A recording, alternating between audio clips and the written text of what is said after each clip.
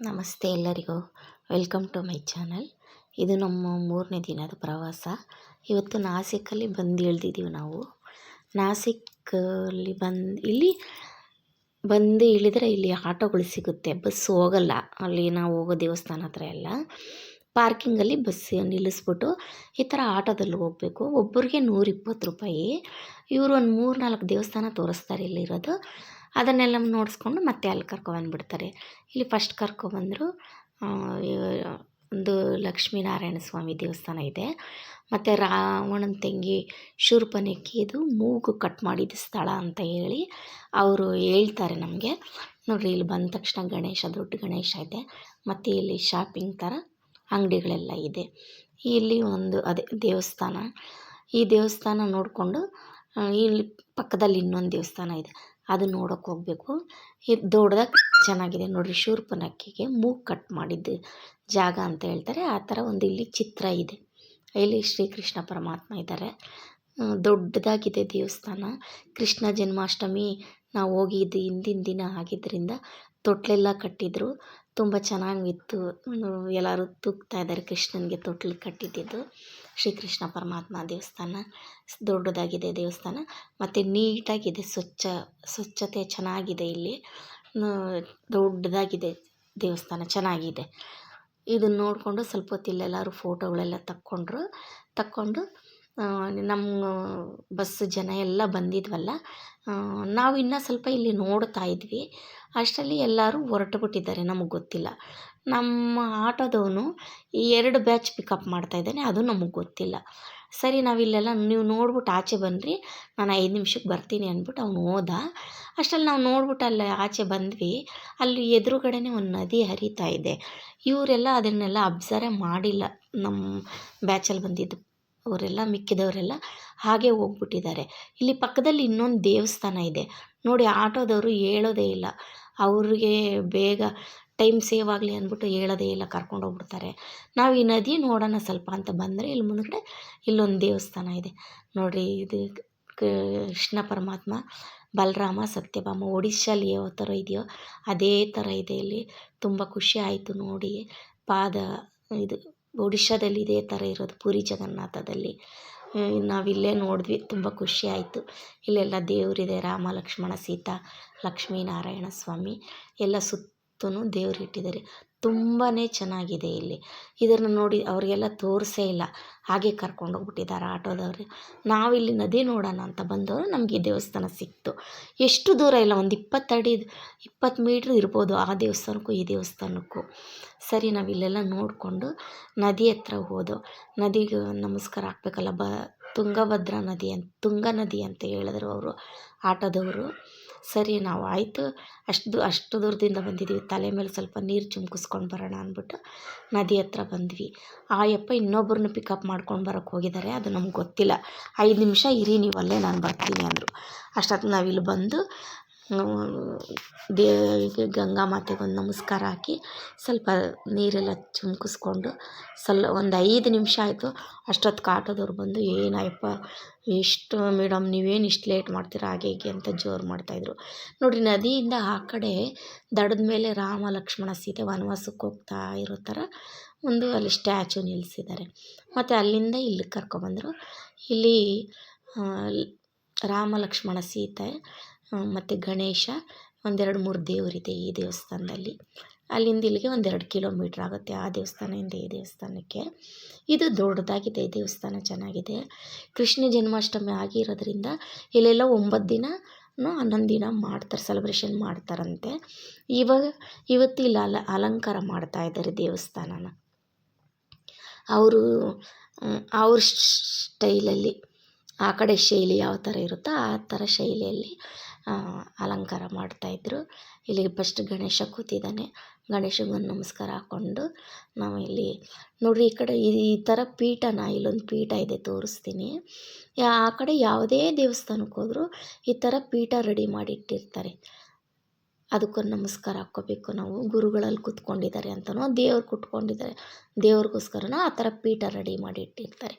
ಇಲ್ಲಿ ರಾಮ ಲಕ್ಷ್ಮಣ ಸೀತಾ ದೇವಸ್ಥಾನ, ಮತ್ತು ಪಕ್ಕದಲ್ಲಿ ಒಂದು ದೇವರಿದೆ, 3 ದೇವರಿದೆ ಇಲ್ಲಿ ಲೈನಾಗಿ. ರಾಮ ಲಕ್ಷ್ಮಣ ಸೀತೆ ಇವರು. ಪಕ್ಕದಲ್ಲಿ ಒಂದು ದೇವರಿದೆ. 3 ದೇವ್ರಿಗೂ ನಮಸ್ಕಾರ ಹಾಕ್ಕೊಂಡು ನಾವು ಇಲ್ಲೇ ಮತ್ತು ಇಲ್ಲೇ ಒಂದು ಈಶ್ವರ, ಇಲ್ಲಿ ಕೃಷ್ಣ ಪರಮಾತ್ಮ, ರುಕ್ಮಿಣಿ ದೇವಿ ಇಲ್ಲಿ.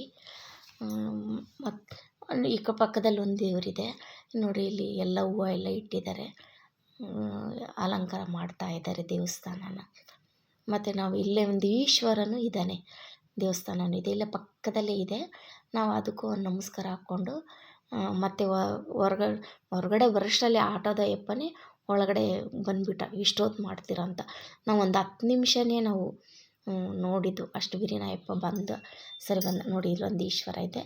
ಆ ಕಡೆ ಎಲ್ಲ ನಾವು ಈಶ್ವರನ ಮುಟ್ಟಿ ನಮಸ್ಕಾರ ಮಾಡ್ಕೊಬೋದಲ್ವ. ಅದೇ ಥರ ಅಲ್ಲೂ ಗರ್ಭಗುಡಿಗೆ ಹೋಗಿ ಮುಟ್ಟಿ ನಮಸ್ಕಾರ ಮಾಡಿಕೊಂಡು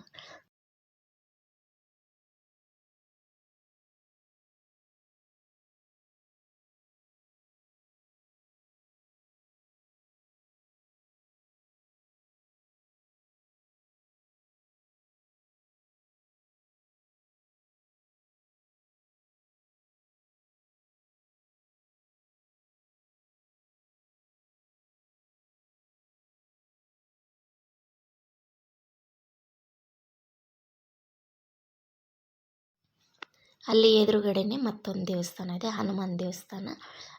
ಅದನ್ನು ನೋಡ್ಕೊಂಡು ಆಚೆ ಬರೋಣ ಅಂತ ಬಂದ್ವಿ. ಇಲ್ಲ ಹನುಮಾನ್ ದೇವಸ್ಥಾನಕ್ಕೆ ಬಂದಿದ್ವಿ. 2 ದೇವಸ್ಥಾನ ಹತ್ರನೇ ಇದೆ. ಆ ಸೀತಾ ಮಾತಾ ದೇವಸ್ಥಾನ, ಹನುಮಾನ್ ದೇವಸ್ಥಾನ ನೋಡ್ಕೊಂಡು ಹೊರಗಡೆ ಬಂದರೆ ನಾನು ಅಲ್ಲಿರ್ತೀನಿ, ನೀವು ಬಂದು ಫೋನ್ ಮಾಡಿ ನಾನು ಬರ್ತೀನಿ ಅಂತ ಹೇಳಿದ್ರೆ ಅಯ್ಯಪ್ಪ. ಸರಿ, ನಾವಿಲ್ಲಿ ದರ್ಶನ ಮಾಡ್ತಾಯಿದ್ದೀವಿ. ಇಲ್ಲಿ ಕರ್ನಾಟಕದಲ್ಲಿ ಯಾವ ಥರ 1 ತಿಂಗಳಿಗೆ ಮುಂಚೆಯಿಂದನೇ ಗಣೇಶ ಅವರು ಮಾರಕ್ಕಿಟ್ಟಿರ್ತಾರೋ ಅದೇ ಥರ ಅಲ್ಲಿನೂ ನೋಡಿ ಎಲ್ಲ ಜೋಡಿಸಿದ್ದಾರೆ ಗಣೇಶನ ಈಗಲಿಂದಾನೆ. ಅಲ್ಲಿಂದ ಕರ್ಕೊಂಡು ಇಲ್ಲೊಂದು ದೇವಸ್ಥಾನ ಇದೆ, ಇಲ್ಲಿ ಬಿಟ್ಟರು. ಇದು ಕ್ಯೂ ಅಲ್ಲಿ ನಿಂತ್ಕೊಂಡಿದ್ದೀವಿ ನಾವು ದೇವಸ್ಥಾನಕ್ಕೆ. ಪೂಜೆ ಏನೋ ನಡೀತಾ ಇತ್ತೇನೋ, ಇನ್ನೂ ಯಾರನ್ನೂ ಬಿಟ್ಟಿಲ್ಲ. ಒಂದು 10-15 ನಿಮಿಷ ಲೈನಲ್ಲಿ ನಿಂತ್ಕೊಂಡಿದ್ದು. ಆಮೇಲೆ ಎಲ್ಲರೂ ಲೈನ್ ಬಿಟ್ಟರು. ಬೇಗನೆ ದರ್ಶನ ಆಗುತ್ತೆ ಅಲ್ಲಿ. ಬಿಟ್ಟಿದ ತಕ್ಷಣ ಒಂದು 10 ನಿಮಿಷಕ್ಕೆ ದರ್ಶನ ಆಗುತ್ತೆ. ಅಲ್ಲಿ ಏನಂದರೆ ಒಂದು ಚಿಕ್ಕ ಗುಹೆ ಥರ, ಒಬ್ಬೊಬ್ಬರೇ ಹಿಂಗೆ ಕುತ್ಕೊಂಡು ಹೋಗಬೇಕು. ಒಳಗಡೆ ಹೋದರೆ ಫಸ್ಟು ರಾಮ ಲಕ್ಷ್ಮಣ ಸೀತೆ ಸಿಗ್ತಾರೆ. ಅಲ್ಲಿ ಪುರೋಹಿತರಿದ್ದರು, ಬೈತಾರೇನೋ ಅಂತ ನಾನು ಫೋಟೋ ವಿಡಿಯೋ ಮಾಡ್ಕೊಳ್ಳಿಲ್ಲ. ಮತ್ತು ಇನ್ನೊಂದು ಗುಹೆಯಲ್ಲಿ ಬಂದರೆ ಇಲ್ಲಿ ಆಮೆ ಇದೆ. ಆಮೆಗೆ ನಮಸ್ಕಾರ ಮಾಡಿಕೊಂಡು ಮತ್ತೆ ಒಂದು ಗುಹೆಯಲ್ಲಿ ಹೋಗ್ಬೇಕು ನಾವು. ಅದೇ ಥರ ಇಲ್ಲೊಂದು ಗುಹೆ ನೋಡಿ ಬಂದರೆ ಇಲ್ಲಿ ಶಿವಂದು ಲಿಂಗ ಇದೆ, ಶಿವನ ಲಿಂಗ. ಈ ಶಿವನ ಲಿಂಗ ನಮಸ್ಕಾರ ಮಾಡಿಕೊಂಡು ಈ ಥರ ಮತ್ತೆ ಗುಹೆ ಒಳಗಡೆ ನಾವು ಮೇಲ್ಗಡೆಗೆ ಹೋಗಬೇಕು. ಒಂದು ಕಡೆಯಿಂದ ಬರೋದು, ಒಂದು ಕಡೆಯಿಂದ ಹೋಗೋದು ಇದೆ ಗುಹೆ. ಒಬ್ಬರೇ ದಪ್ಪಗಿರೋರೆಲ್ಲ ಬರೋಕ್ಕಾಗೋದೇ ಇಲ್ಲ. ಏನೋ ಕಷ್ಟಪಟ್ಟು, ಇಷ್ಟ ಆದರೆ ಕಷ್ಟಪಟ್ಕೊಂಡು ಬರ್ಬೋದು. ಆದರೆ ತುಂಬಾ ಕಷ್ಟ ಆಗುತ್ತೆ ನೋಡಿರಿ. ಈ ಥರ ಹತ್ಕೊಂಡು ಹೋಗಬೇಕು. ಆಯ್ತು, ಈ ದೇವಸ್ಥಾನದ ದರ್ಶನ ಆಯಿತು. ಪಕ್ಕದಲ್ಲಿ ಇನ್ನೊಂದು ದೇವಸ್ಥಾನ ಇದೆ, ಲಕ್ಷ್ಮೀನಾರಾಯಣ ಸ್ವಾಮಿ.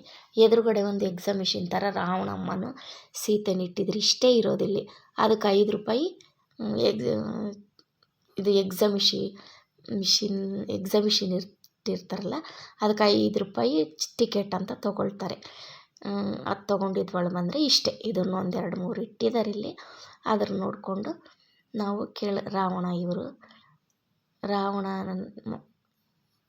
ರಾವಣ ಬಂದು ನಿಂತ್ಕೊಂಡಿರ್ತಾರೆ. ಆ ಸೀತಾ ಮಾತಾ ಭಿಕ್ಷೆ ಹಾಕ್ತಾಯಿದ್ದಾರೆ. ಅಷ್ಟಿದೆ ಇಲ್ಲಿ ನೋಡಿ, ಇಷ್ಟೇ ಇರೋದು. ಇದ್ರ ನೋಡಿಕೊಂಡು ನಾವು ಇಲ್ಲೊಂದು ದೇವಸ್ಥಾನ ಇದೆ, ಇಲ್ಲಿ ಬಂದ್ವಿ. ತುಂಬ ಚೆನ್ನಾಗಿದೆ. ಇದು ತುಂಬ ದೊಡ್ಡ ದೇವಸ್ಥಾನ.